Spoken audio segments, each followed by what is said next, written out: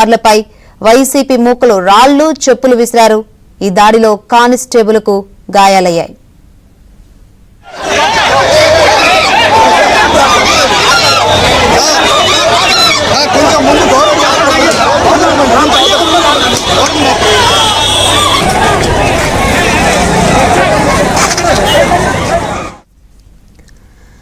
Right, ఇదే అంశానికి సంబంధించి మరిన్ని వివరాలు అందించేందుకు మా ప్రతినిధి వెంకట్రావు సిద్ధంగా ఉన్నారు.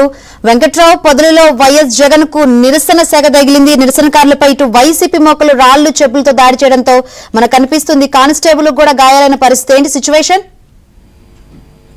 శంకరి, ప్రకాశం జిల్లా పొదిలి జగన్ పర్యటన సందర్భంగా తీవ్ర నిరసన వ్యక్తమైందని చెప్పవచ్చు. స్థానికంగా ఉన్న మహిళలు పెద్ద ఎత్తున జగన్ కి నిరసనలతోటి స్వాగతం పలికారని చెప్పవచ్చు. అయితే నిరసనకారుల మీద వైసీపీ మూక కూడా దాడులకు పాల్పడ్డారు. రాళ్లు చెప్పులు గాల్లోకి విసిరేశారు. ఈ ఘటనలో స్థానికంగా ఉన్న కొంతమంది మహిళలతో పాటు కానిస్టేబుల్ కూడా గాయపడ్డారు. ప్రకాశం జిల్లా పొదిలి పొగాకు వేలం కేంద్రానికి జగన్ వస్తున్న నేపథ్యంలో ఇటు సాక్షి డిబేట్లు ఏదైతే అమరావతి మహిళల మీద చేసిన డిబేట్ కి సంబంధించి రాష్ట్ర వ్యాప్తంగా తీవ్ర వ్యతిరేకత వ్యక్తమవుతుంది. అయితే ఈ నేపథ్యంలో ప్రకాశం జిల్లా పొదిలిలో కూడా పొదిలి వస్తున్న జగన్ కి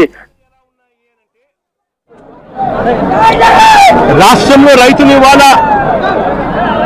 పట్టించుకునే పరిస్థితిలో ప్రభుత్వం లేని కారణంగా రైతులు ఆత్మహత్యలు చేసుకుంటా ఉన్న పరిస్థితులు మన రాష్ట్రంలో కనిపిస్తా ఉన్నాయి. ఈరోజు ఈ సీజన్లోనే ఈ జిల్లాలోనే ఇక్కడే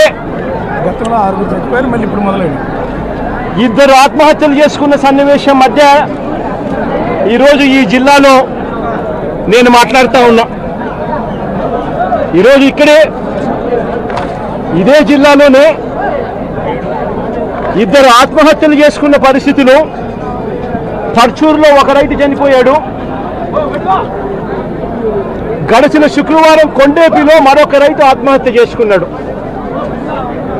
ఇద్దరు రైతులు గిట్టుబాటు ధరలు లేక ఇదే జిల్లాలో రైతాంగం చనిపోయిన పరిస్థితుల మధ్య ఈరోజు నేను ఇక్కడికి వచ్చి రైతులు పడతా ఉన్న అగసాట్లను ప్రభుత్వాన్ని గట్టిగా నిలదీస్తూ ప్రశ్నిస్తా ఉన్నా. ఈరోజు రైతు పడతా ఉన్న పరిస్థితుల మధ్య ఏ పంటకు కూడా ఈరోజు రాష్ట్రంలో గిట్టుబాటు ధరలు లేవు. వరి ప్రొక్యూర్మెంట్ మొన్న చేశారు.